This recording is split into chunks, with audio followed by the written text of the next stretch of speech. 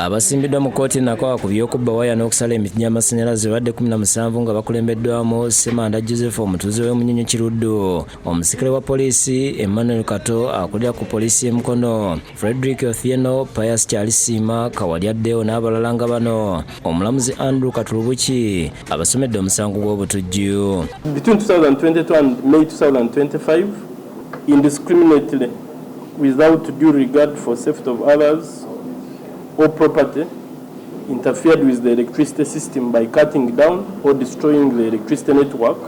Okusinza ku ludda olwabi nga lukulembeddwamu Mahatima Odong, kigambibwa nti wakati w'omwaka 2022 n'omwezi ogwokutaano omwaka guno abakwate bakyankalanya amasannyalaze mu disitulikiti ez'enjawulo okuli Kampala, Mubende, Nakasongola, Luweero, Mityana, Kiboga n'ekigendererwa ekyokusaakazito ku gavumenti okutiisatiisa abantu olw'ebyobufuzi nga tebafuddeyo ku byakwerinda by'abantu. Omulamuzi Katulubuki abavunaanibwa abaganye okubaako kye boogera olw'ensonga nti omusango okubavunaanibwa gwa Naggomola n'abasindika ku alimanda mu kkomera Luzira okutuusa ng'ennaku z'omwezi 17 mu mwezi guno. Kera okusala emiti gyaffe tusobole okubaweereza obulungi.